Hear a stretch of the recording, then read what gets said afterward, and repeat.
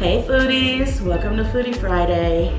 You guys, I have yet another tomato taste review video for you. I don't know how this one is gonna work out. I'm kind of nervous about this one. Only because if you watch my prior video this week that I have been gone. I had went to camp for a week, and then the week following I was being quarantined for having COVID. These tomatoes I had sitting in my fridge waiting for an opportunity for me to feel better and have more strength to come in here and do this. So some of these tomatoes, although they look really nice, are kind of mushy. So that's why I'm nervous. I'm hoping that I'll be able to get a really good, idea of the flavor for these. Because some of them, these are the last ones that was on the plant, or the only ones that was on the plant that were decent, that weren't attacked by the birds or the bugs that I have as a sample. So maybe what'll happen is on some of these that next year when I grow them again, then I can give a better review on them. But I'm gonna try my best today. So if this is your first time clicking on one of my videos, I welcome you. My name is Keisha, and this is my channel, Saving Greens Homestead. I have another surprise for you guys toward the end of this video. So I'm gonna try and get through this taste review as quickly as possible. And then I am gonna show you guys an experiment that I have been working on with tomatoes. And I'm gonna show you what I did and how it turned out and what I think about that. So without further ado, let's get started on this taste test. Okay, so this first tomato is a green tomato. And I don't know exactly what variety this one is. I won't know until I cut it. But just so you can see, this is the way it looks ripened. Very pretty. But like I said, I don't know which one it is. I tried 2 out of that bed already, and there's only 3. So depending on what this one looks like on the inside, it's going to determine which one it is.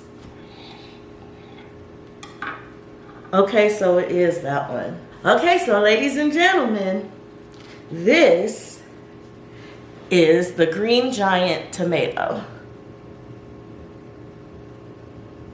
Oh, there we go. This is the green giant tomato, and I know this because of how it looks on the inside. Now, these are supposed to get really big, but I've been having issues in Tomato Row, which is where I had this plant growing, and it just hasn't been doing well because of the issues that I'm having over there. So none of my fruits got really big over there, except for that, what was it, Ananas Noir? No, not that one. And Ruby's German Green. That one got a pretty decent size because that one was, oh, I can't think of what it's called now, but it was 2 tomatoes grown together, fused together. So,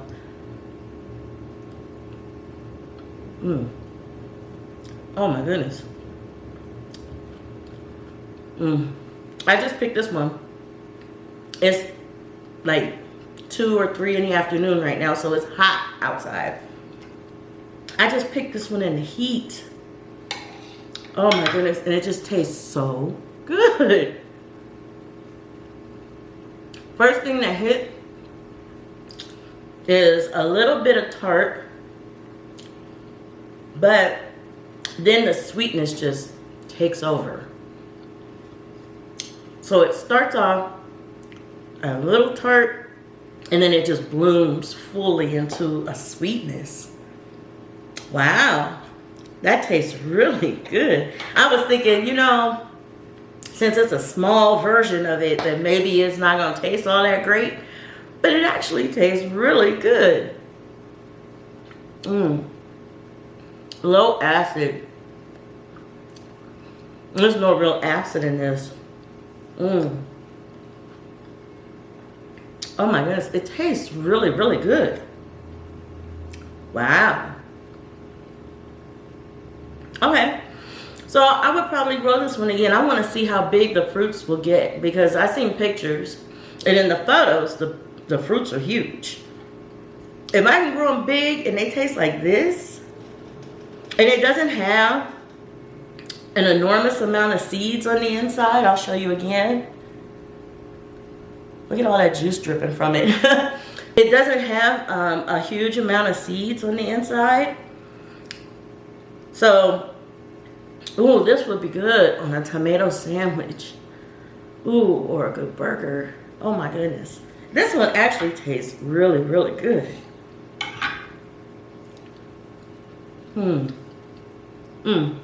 It's a definite keeper. I don't know what I was worried about.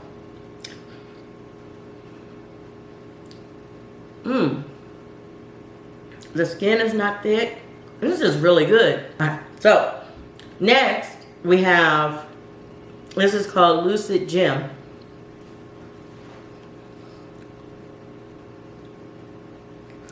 And you can kind of see where it's dark right there on the shoulder. Usually the whole top of this is dark like that, and it just bleeds down into the red. But I don't have my plant out in the sun enough, so it doesn't get that real rich dark shoulder color in the shade. It has to be exposed to the sun. Where the sun hits is where it then turns that color. And so, yeah. Now, I've had these before. Look how beautiful this is. On the inside, it has that red center, like a jewel, and that's why they call it Lucid Gem. Okay, so these don't get very large. In my experience, they haven't. I've not had a very large one. They're usually medium size. So, and then these just all grew small. And so, this is Lucid Gem.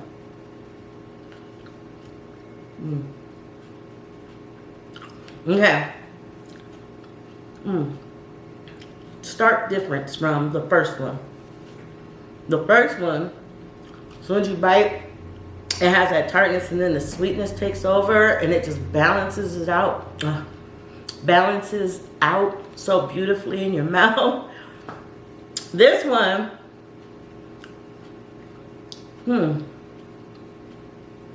it usually has more of a smoky flavor to it. And that's why I love it, and that's why I grow it every year now in my garden. But this one is really tart.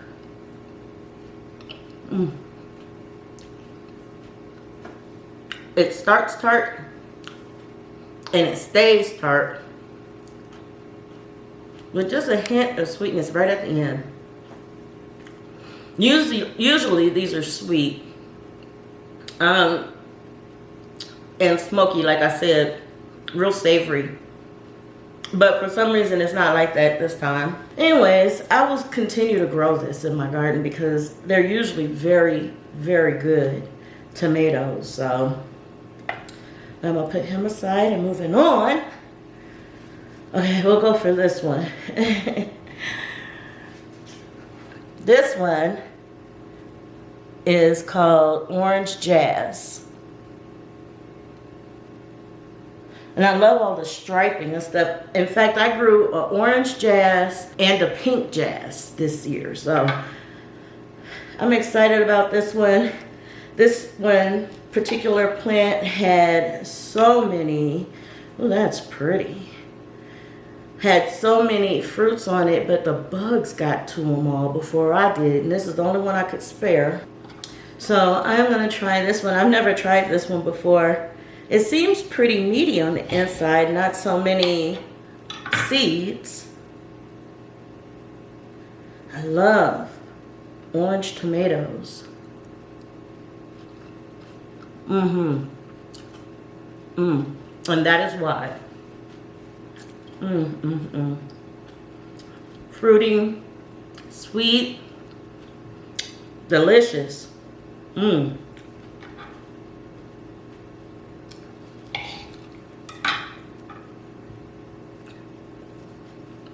Mmm.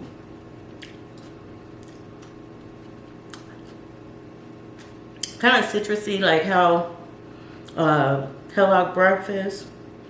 It was really good. And it's really pretty with the striping. And I think these do get bigger than what this is. But I don't know. I mean, it's pretty and all, but why not just grow a Kellogg breakfast? Because it has similar flavorings to it. I probably will grow it again though, because it does taste real good. And it's meaty. It's real meaty on the inside, which is good because that'll make for a good, like, tomato sandwich. I talk about those a lot because I love them. I only discovered tomato sandwiches, what, a year ago? And then when I tried one, I was like, oh, okay, yeah, I can do this. Okay, so I'm gonna go with a repeat now. This one is a repeat. This one I did before, and it's called Dwarf Parfait. I did this one before, but I have a story why I'm doing it again. This is what it looks like up close. It's a green tomato. It's a dwarf tomato. Now, on this side is a nice, huge crack. I don't know if you can see that split. Okay, so the first one, there's only two on that plant. This one and the other one that I did. Okay, so the first one, after we harvested my husband and I, after we harvested a whole bunch of tomatoes, I had all the tomatoes piled up in my little colander. So this type of tomato, the first one, was on top. So we walked to another section of the yard to get some more tomatoes, and the one that was on top, like this one, rolled off, hit the ground, and I'm like, no, because it split open, not like wide open, but it split just like this. And so I was like, oh my goodness, okay, it's not gonna look good when I go to do the taste test, but I'll still do it. Then I did, but it just looked bad. And so here I am again. This one was ready, and same colander, hubby and I out there picking tomatoes. So this one got put in the bottom. All the other tomatoes that was stuck on top squished it. And that's what you see here. I cannot win with this tomato. I really can't. I think I liked it. I think it was a really good tomato. Look at the inside. Really pretty. Green exterior, orange interior.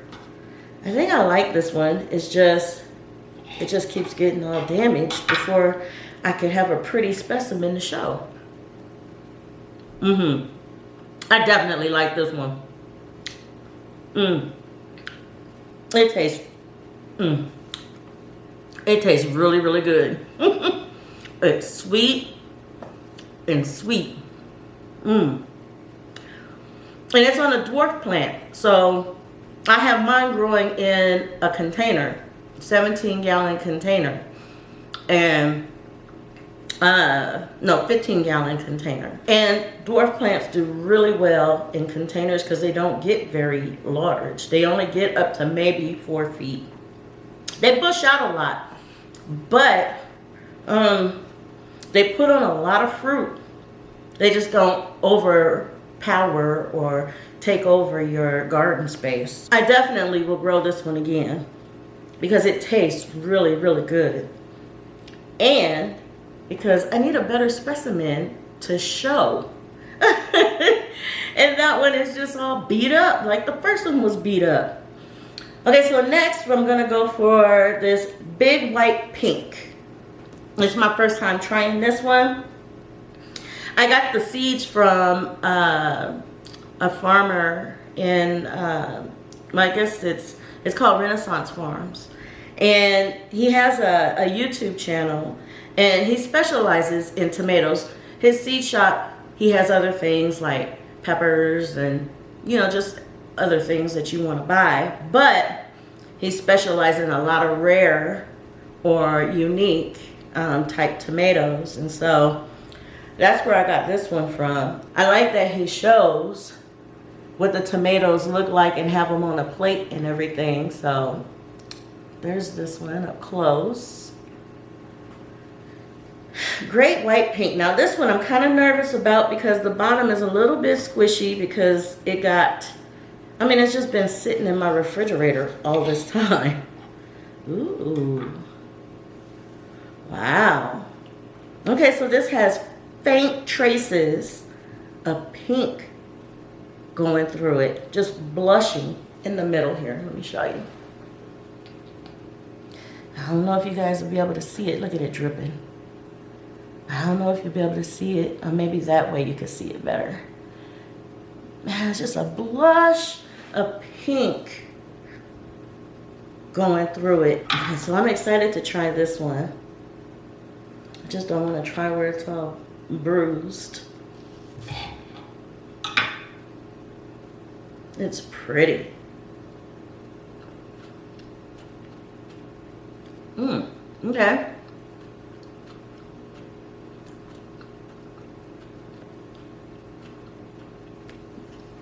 Really mild. It has the sweetness to it, but it's really mild. No acid, nothing like that.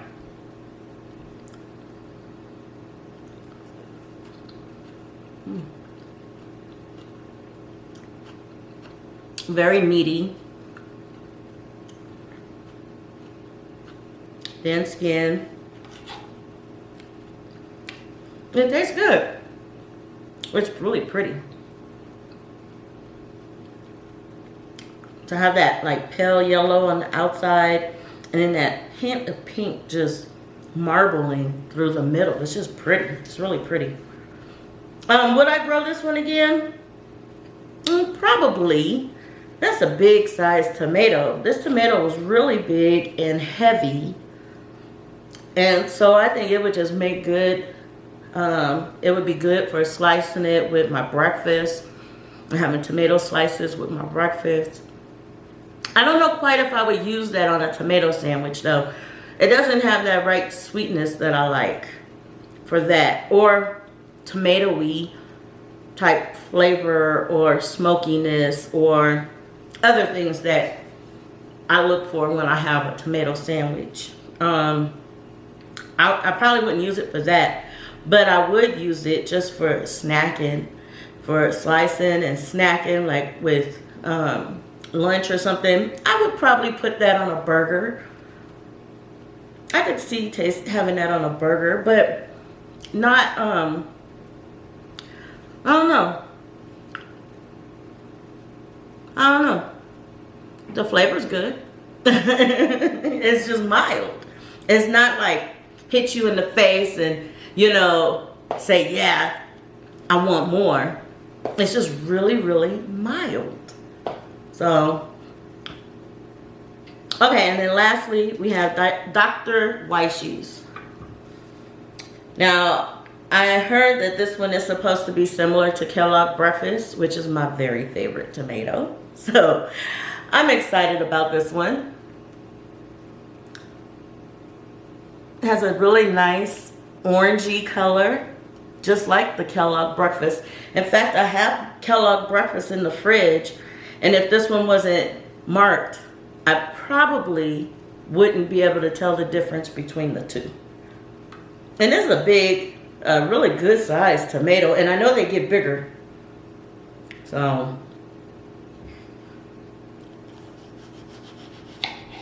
oh, it is so pretty on the inside. It looks just like Kellogg Breakfast. Wow. They look very much alike. So let's see what it tastes like. If it tastes like it too.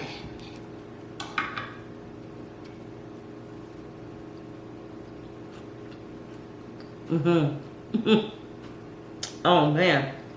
Okay.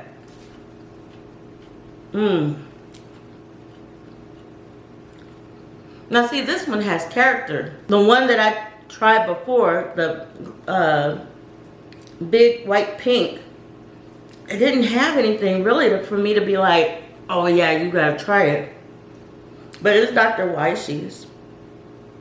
Boy, it has character. As soon as it hits my tongue, it's tart and sweet and fruity.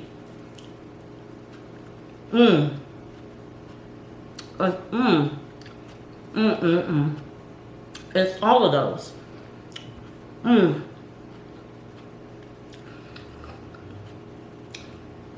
For me, as a person who doesn't like acidic as much, and I really don't like a lot of seeds. I tolerate them, but I really don't like a lot of seeds. It's not very seedy. It has a lot more meat. And I love sweet tomatoes. And this just has a bright, fruity, sweet taste. It's like, It's like I take a bite.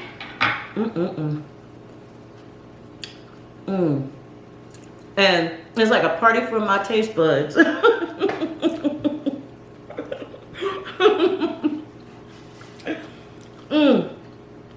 Now, will I grow this one again? It's very similar to Kellogg breakfast. Almost identical. So, I think I would just probably stick with one or the other. I'd probably just grow Kellogg breakfast. Like, this Dr. Weishy's don't have any striping or anything like how this one has that would make it look pretty and interesting and taste like the Kellogg breakfast. So I probably wouldn't grow that one.